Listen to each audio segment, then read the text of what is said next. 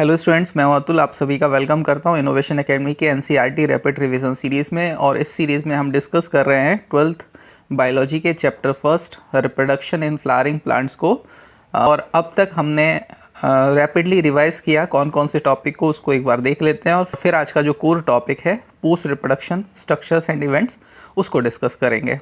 तो अभी तक हमने क्या क्या पढ़ा? हमने देखा कि फ्लावर के बाइसेक्सुअल टिपिकल फ्लावर के मेल और फीमेल रिप्रोडक्टिव स्ट्रक्चर्स क्या होते हैं, मतलब एंडोशियम गाइनोशियम, उनके जो सब स्ट्रक्चर्स होते हैं वो देख लिए हमने।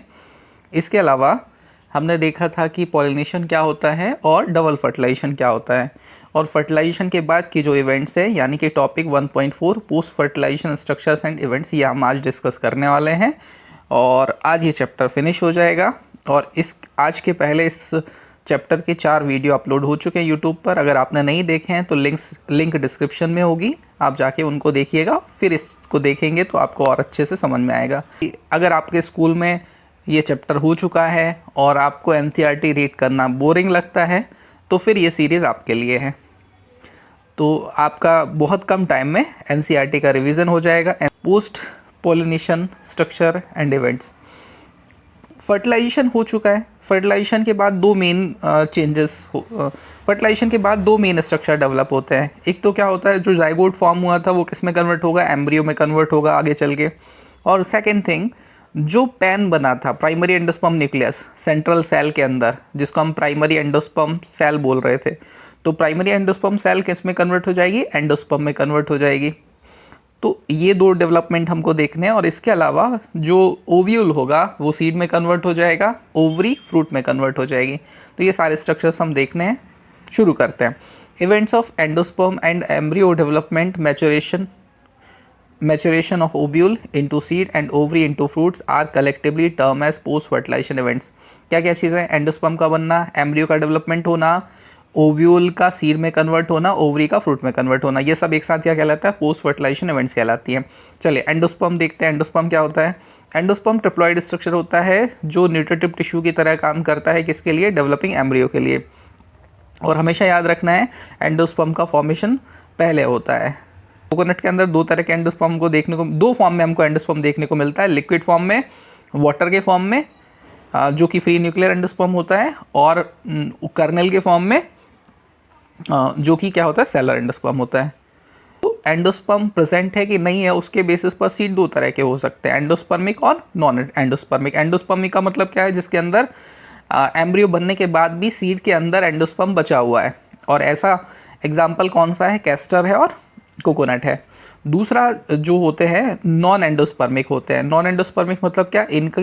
इनके सीड में बिल्कुल भी एंडोस्पर्म नहीं है। ठीक है। और इसका एग्जांपल क्या है? बीन्स है, ग्राउंड नट है और पी सीड है। चलिए आगे बढ़ते हैं। हाँ, जो मोस्टली क्या होता है, जो मोनोकॉट सीड होते हैं उनके अंदर एंडोस्पर्म को देखने को मिलता है। वीट और राइस इनके एग्जांपल हैं। चलिए आगे बढ़ते हैं, एम्ब्रियो की बात करते हैं। एम्ब्रियो एक्चुअल में जो होता है, एम्ब्रियो किससे बना होता है? ज़ाइगोट से बना होता है, ये तो हम जानते हैं। इसका जो डेवलपमेंट का होता है वो कहाँ होता है? एम्ब्रियो सैक के अंदर माइक्रोपाइलर एंड पर होता है। और ये क्या कर रहा होता है? जो एंडोस्पर्म होता है उसको कंज्यूम कर रहा होता है। ज़ाइगोट सबसे पहले प्रो एम्ब्रियो के फॉर्म में होता है, देन फिर वो ग्लोबुलर फॉर्म में, देन फिर हार्ट शेप में, और फिर फाइनली मैच्योर एम्ब्रियो के फॉर्म में कन्वर्ट हो जाता है। ये हमको यहाँ पर डायग्राम में दिखाया हुआ है। आप देख रहे हैं ज़ाइगोट पहले ग्लोबुलर एम्ब्रियो में कन्वर्ट हुआ, फिर हार्ट शेप एम्ब्रियो में कन्वर्ट हुआ और फाइनली मैच्योर एम्ब्रियो में कन्वर्ट हो गया। एक मैच्योर एम्ब्रियो की बात करें तो उसमें रेडिकल, कॉटिलिडन, प्लूमिल, ये सब हमको स्ट्रक्चर दिखाई दे रहे हैं। एक हम टिपिकल डाइकॉट एम्ब्रियो के स्ट्रक्चर को देखेंगे तो उसमें हमको कौन कौन से सब स्ट्रक्चर दिखाई देते हैं। एक तो दिखेगा एम्ब्रियोनल एक्सिस, उसके बाद दो कॉटिलिडन दिखाई देंगे, एपिकोटाइल, हाइपोकोटाइल, प्लूमिल और रेडिकल। प्लूमिल और रेडिकल सबसे टर्मिनल पार्ट होते हैं। प्लूमिल के नीचे एपिकोटाइल और रेडिकल के नीचे हाइपोकोटाइल वाले पार्ट्स होते हैं। और याद रखना है हमको, रेडिकल जो होता है रूट कैप से कवर्ड होता है। मोनोकॉट सीड होते हैं, उनके अंदर हमको सिंगल कॉटिलिडन देखने को मिलता है और उसको हम क्या कहते हैं? स्कूटेलम कहते हैं, खासतौर से ग्रास फैमिली के, मेज में, वीट में, इन सब में। रेडिकल जो होता है वो किससे कवर्ड होता है? कोलियोराइजा से। और जो प्लूम्यूल होता है वो किससे कवर्ड होता है? कोलियोप्टाइल से। कोलियोराइसा रेडिकल को कवर कर रही है, कोलियोप्टाइल प्लूम्यूल को कवर कर रहा है। ये चीज़ हमको याद रखनी है। चलिए आगे बढ़ते हैं, सीड की बात करेंगे। सीड क्या है? Seed is the final product of sexual reproduction. Seed sexual reproduction का फाइनल प्रोडक्ट होता है। ये किससे बना होता है? ओव्यूल के मॉडिफिकेशन से बना होता है। After fertilization ovule turns into seed. अगर हम बात करें एक टिपिकल सीड की, तो उसके अंदर कौन कौन से सबस्ट्रक्चर्स होते हैं? सीड कोट होगा, कॉटलेडन होगा और एम्ब्रियो होगा। अगर सीड में एंडोस्पर्म बचा हुआ है तो हम उसको बोलेंगे एल्बुमिनस सीड, और अगर एंडोस्पर्म कंप्लीटली एम्ब्रियो के डेवलपमेंट में खर्च हो चुका है तो उसको हम क्या बोलेंगे? Non albuminous seed. यहाँ पर एग्जांपल दे रखे हैं नॉन एल्बुमिनस सीड के, पी और ग्राउंड। जनरली जो डाइकॉट सीड होते हैं वो कैसे होते हैं? नॉन एल्बुमिनस होते हैं। उसके बाद एल्बुमिनस सीड वो होते हैं जिनके अंदर एंडोस्पर्म रिमेनिंग होता है, ये मोनोकॉट सीड होते हैं।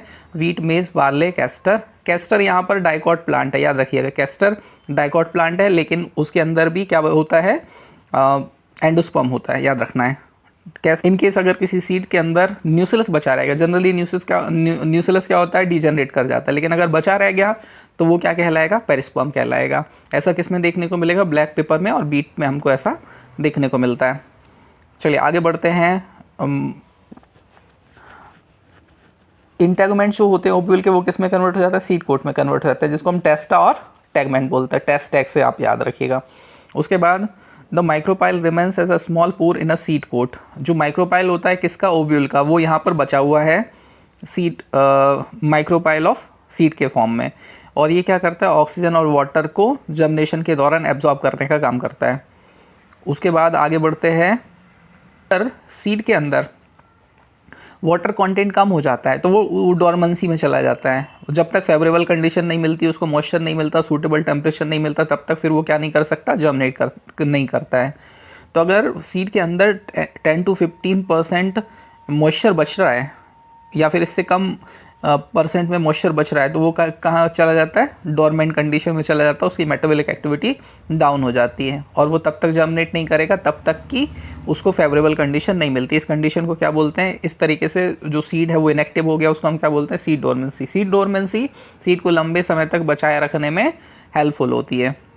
एक और इम्पॉर्टेंट बात, जब ओव्यूल सीड में कन्वर्ट हो रहा होता है उसी टाइम पे साइमल्टेनियसली जो ओवरी होती है वो फ्रूट में कन्वर्ट हो रही होती है, और ओवरी के जो वॉल होती है उसको हम क्या बोलते हैं? पेरिकार्प कहते हैं। फ्रूट की अगर हम बात करें, जो कि किसका प्रोडक्ट है? ओवरी का। मैच्योर ओवरी जो है वो फ्रूट है। तो ओवरी तो फ्रूट दो तरह के हो सकते हैं। फ्लैशी फ्रूट जिनके अंदर जूसी मटेरियल हो सकता है, सकुलेंट मटेरियल हो सकता है, जैसे गुआवा, ऑरेंज और मैंगो की बात हो रही है। लेकिन कुछ फ्रूट्स ड्राई होते हैं जिनके अंदर क्या नहीं होता? फ्लैशी पल्प नहीं होता है, जैसे ग्राउंडनट, मस्टर्ड। इनके अंदर सीड होगा और सीड कोट होगा। Many fruits have evolve mechanism for dispersal of seed. अब कई सारे जो सीड्स होते हैं, फ्रूट्स होते हैं, उनके अंदर सीड को डिस्पर्सल करने के लिए अलग अलग मैकेनिज्म होती है। वाटर के थ्रू ट्रांसपोर्ट होता है, वाटर के थ्रू डिस्पर्सल होता है जिसको हाइड्रोकोरी कहते हैं।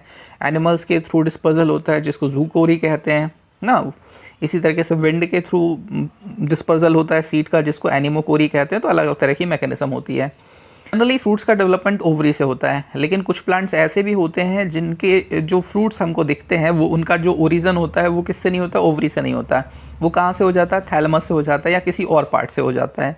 ऐसे फ्रूट्स को हम क्या बोलते हैं? फॉल्स फ्रूट कहते हैं। फॉल्स फ्रूट के एग्जाम्पल क्या क्या हैं? एप्पल, स्ट्रॉबेरी, कैश्यू, ब्रिंजल, और भी बहुत सारे एग्जाम्पल हैं। Most fruits however develop only from the ovary and are called true fruits. वही फ्रूट्स ट्रू फ्रूट्स होंगे जिनका ओरिजिन कहाँ से होगा, जिनका डेवलपमेंट कहाँ से होगा? ओवरी से होगा।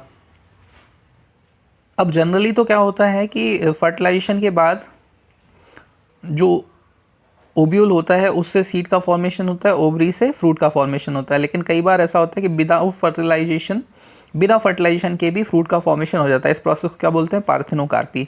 और ऐसे जो फ्रूट्स होते हैं उनको पार्थेनोकार्पिक फ्रूट्स बोलते हैं। बनाना इसका बहुत फेमस एग्जांपल है। पार्थेनोकार्पी कैसे हो सकती है? इंड्यूस हो सकती है थ्रू हार्मोन, और कई बार कुछ जो एनवायरमेंटल फैक्टर होते हैं, टेम्परेचर होता है, उनके कारण भी ये चीज़ हो सकती है। तो मिक्सिस क्या होता है? कुछ फ्लावरिंग प्लांट्स होते हैं जैसे एस्टेरेसी फैमिली के, ग्रासिस फैमिली के, इनमें क्या होता है, एक मैकेनिज्म डेवलप की गई है। इनमें क्या होता है, बिना फर्टिलाइजेशन के क्या बन जाता है, सीड बन जाता है। अगर बिना फर्टिलाइजेशन के सीड बनेगा तो ये एक तरीके से क्या हो गया, ये सेक्सुअल रिप्रोडक्शन नहीं हो गया, ए सेक्सुअल रिप्रोडक्शन हो गया, क्योंकि हैप्लॉइड स्ट्रक्चर जो है वो फॉर्म हो गई है। Apomixis is a form of A sexual reproduction that mimic sexual reproduction. Apomixis एक तरीके से ए सेक्सुअल रिप्रोडक्शन है जो किसको मिमिक कर रहा है, सेक्सुअल रिप्रोडक्शन को मिमिक कर रहा है। कुछ स्पेशी में डिप्लॉयड एग जो होता है वो क्या कर लेता है, बिना रिडक्शनल डिवीजन के, मतलब बिना मियोसिस के किस में कन्वर्ट हो जाता है, एम्ब्रियो में कन्वर्ट हो जाता है, और इसके लिए फर्टिलाइजेशन की ज़रूरत नहीं पड़ी है। इसका मतलब जो डिप्लॉयड सेल है या फिर मेगास्पोर मदर सेल है वो किस में कन्वर्ट हो जा रही है, वो एम्ब्रियो में कन्वर्ट हो जा रही है। तो ऐसी कंडीशन में तो फर्टिलाइजेशन की ज़रूरत ही नहीं पड़ी। सिट्रस फ्रूट्स और मैंगो की अगर हम बात करें तो उनमें क्या होता है, जो न्यूक्लियस सेल होती है, न्यूक्लियस सेल होती है वो किस में कन्वर्ट हो जाती हैं, वो एम्ब्रियो सैक में कन्वर्ट हो जाती हैं, और उनके अंदर किसका फॉर्मेशन हो जाता है, एम्ब्रियो का फॉर्मेशन हो जाता है। अब यहाँ पर भी वही हुआ है, न्यूक्लियस की जो सेल होती है वो डिप्लॉयड होती है, इसलिए यहाँ पर भी फर्टिलाइजेशन नहीं हुआ है, डिप्लॉयड सेल से ही सीधे एम्ब्रियो का फॉर्मेशन हो जा रहा है। कई बार ऐसा देखने को मिलता है कि जो सीड होता है उसके अंदर एक से ज़्यादा एम्ब्रियो होते हैं, तो इस कंडीशन को क्या बोलते हैं, पॉली एम्ब्रियोनी बोलते हैं। पॉली एम्ब्रियोनी में एक एम्ब्रियो हो सकता है किससे बना हो, सेक्सुअल रिप्रोडक्शन से बना हो, फर्टिलाइजेशन के बाद बना हो जाइगोट से, और दूसरा क्या हो सकता है, कोई डिप्लॉयड सेल है न्यूक्लियस की, उससे एम्ब्रियो बन गया हो। तो दोनों तरह के प्रोडक्ट होते हैं। खासतौर से ऐसा किस में देखने को मिलता है, सिट्रस फ्रूट जो होते हैं, लेमन होते हैं और ऑरेंज होते हैं, उनमें ये चीज़ हमको देखने को मिलती है।